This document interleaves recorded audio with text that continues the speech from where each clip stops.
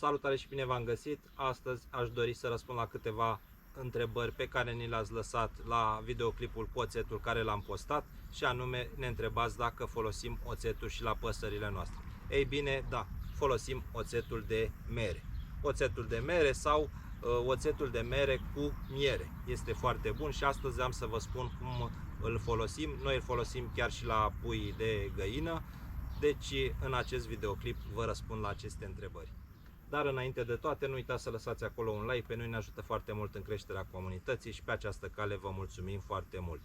Dacă sunteți nou pe acest canal, nu uitați să vă abonați și să activați și clopoțelul pentru a primi notificări de fiecare dată când noi postăm ceva nou. Ia uitați-l și pe Sandy. Așa i-am pus numele Sandic. Sandy. Acești cocoși sunt foarte blânzi.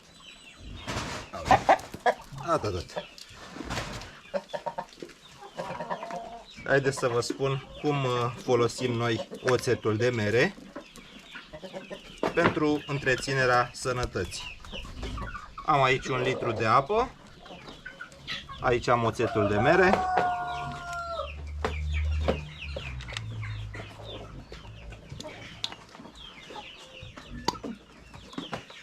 am aici o seringă de 2 ml și la 1 litru de apă pentru întreținere vom folosi 4 ml de oțet.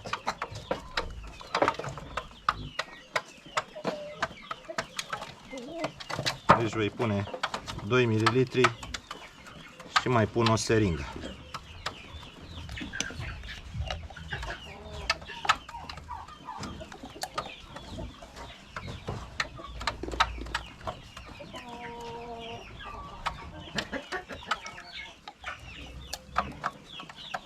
Deci 4 ml de oțet.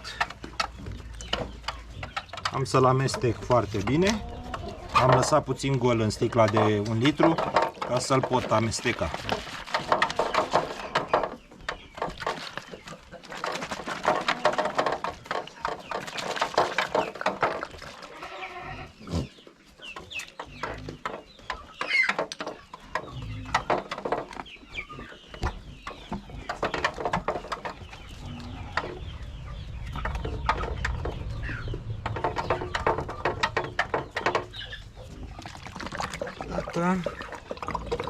Cori o să vă spună mai multe detalii despre acest oțet și o să vă spună când folosim și cantități mai mari de oțet în apa de băut.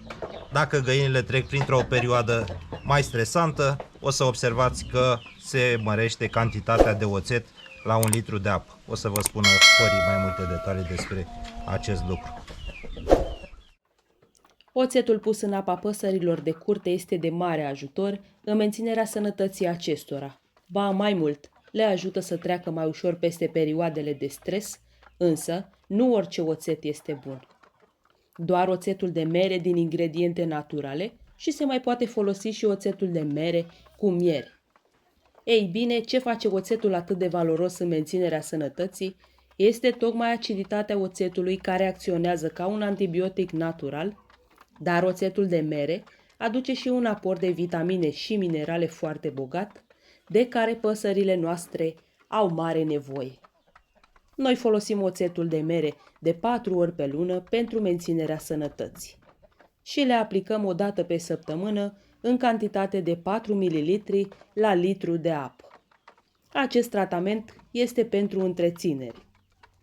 În perioada din vară, când păsările suferă de caniculă, aplicăm 10 ml la litru de apă de 2 ori pe săptămână. Acest tratament este bun și pentru perioadele de stres în care trec păsările în momentul când le mutăm în alt coteț. Am mai vândut și noi din acestea negre, din rasa Australorp. Sunt găini campioane la ouat și tot la fel celor ce au cumpărat le-am recomandat să folosească oțetul în apa de băut, 10 ml la 1 litru de apă, și au trecut foarte bine peste perioada stresantă. Tot la fel este bine să aplicați 10 ml la 1 litru de apă în perioada când cad primii fulgi de nea de zăpadă sau la păsările care se recuperează după un atac provocat de o vulpe, de exemplu, La noi nu a fost cazul deoarece locuim în centrul satului. În rest, aplicați 4 ml la 1 litru de apă o dată pe săptămână. La pui am observat că se dezvoltă mai rapid, iar puii de carne iau mult mai repede în greutate. Oțetul mai ajută și la a avea un penaj foarte lucios. Să nu abuzați de oțet, deoarece acesta poate provoca arsuri, în cazul în care se folosesc cantități mai mari sau perioade mai îndelungate. În zilele în care administrați oțetul, să nu folosiți vase de metal, decât dacă acestea sunt emailate, dar cel mai bine folosiți vase de plastic sau vase de ceramică. Oțetul aplicat păsărilor de curte ajută și la frăgezirea cărnii. Spre exemplu, la curcan, carnea este mai fragedă în momentul în care o preparăm, iar oasele acestora conțin o măduvă roșie, ceea ce indică un ritm intens de formare a globulelor roșii, care ajută la regenerarea sângelui. Când eram mai mică, bunicii mei aveau o volieră cu porumbei, la care le administra câteva picături de oțet în apa de băut și spuneau că îi ajută la reumatism, anemie și slăbiciunea corporală a porumbeilor. Vă mulțumesc frumos pentru atenție, cam acesta a fost videoclipul nostru pentru ziua de astăzi. Ne vedem la un nou videoclip despre grădinărit, pentru că asta este tema canalului, dar am zis dacă totuși au fost întrebări și pentru păsările de curte, am zis să vă răspund printr-un video. Vă mulțumesc frumos și vă doresc o zi bună!